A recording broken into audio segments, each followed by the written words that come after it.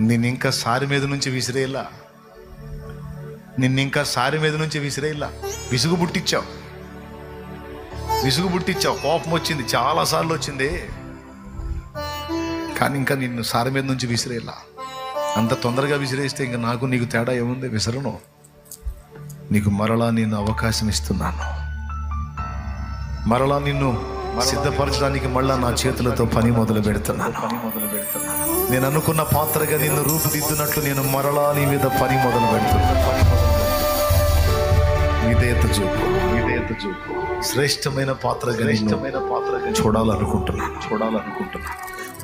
నేను వాడుకోవటానికి అనువైన యోగ్యమైన పాత్రగా నిన్ను రూపించాలనుకుంటున్నాను.